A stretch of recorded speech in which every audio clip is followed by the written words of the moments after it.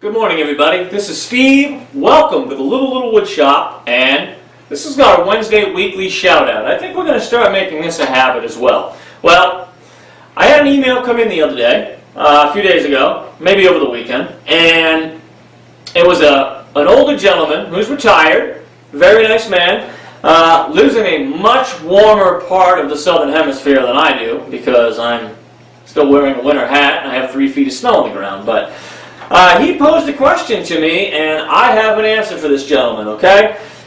He informs me that his wife, she's an avid gardener. She loves to work in the garden.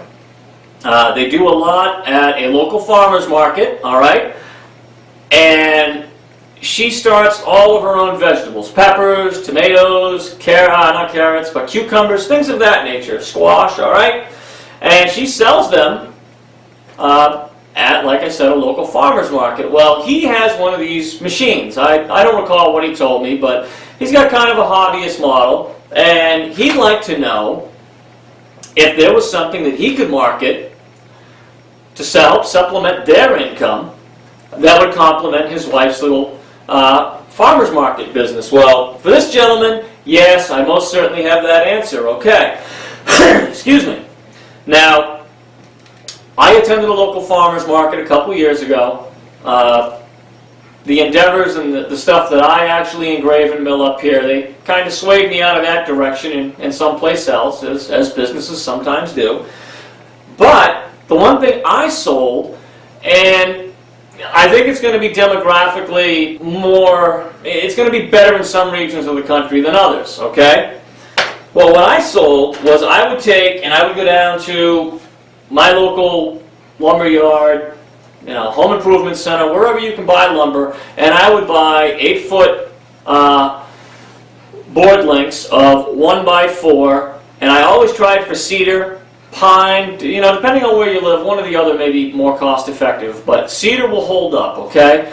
I would make signs that would go, somebody would have a cabbage patch, or somebody would have a pepper patch, or so on and so forth. Well, we would mill signs that would denote what the vegetable was.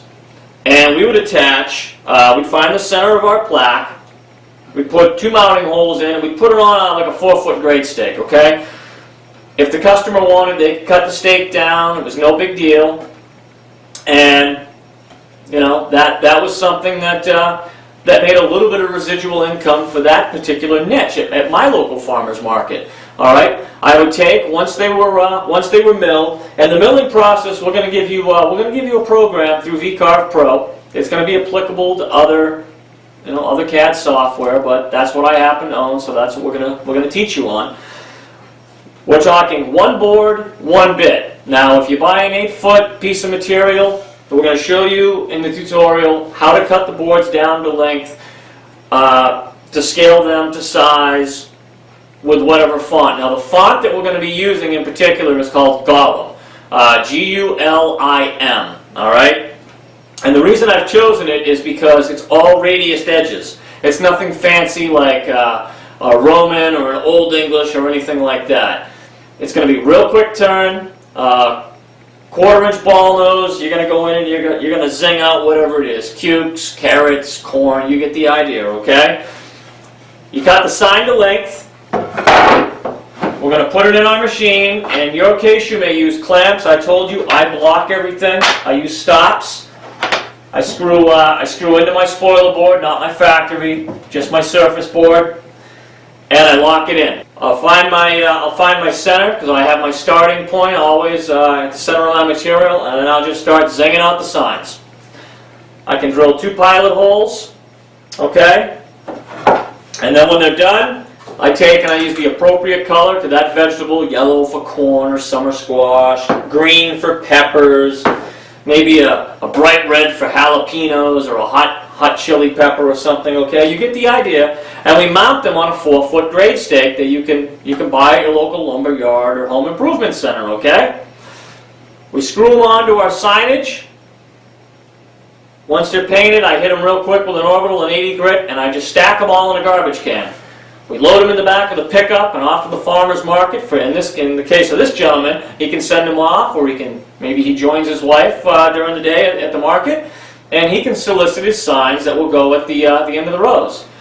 Very simple. They're very quick turn, and if maybe you're using reclaimed material, hey, that saves you on your bottom line, okay? Puts a little bit of extra money in the pocket, but they're really quick, they're really easy, and this is really for somebody like this gentleman who's looking to complement his wife's business, okay? Well, we'll have that program out probably today or tomorrow, as well as the video to go with it. It's going to be really quick, all right? So stay tuned. We got more coming up. Our Sunday evening blog, as a matter of fact, we are doing a complete build in VCarve Pro on how to make your very own woodworking or your woodshop sign, like the one we have at the end of all our videos. It's up there in the peak of my facade, the entry of my wood shop, my engraving shop. Okay, so you guys stay tuned. We've got that coming up, and to my subscribers and my followers that keep flowing in, thank you, ladies and gentlemen, very much. Little by little, we're getting there. All right, stay tuned. We got more to come.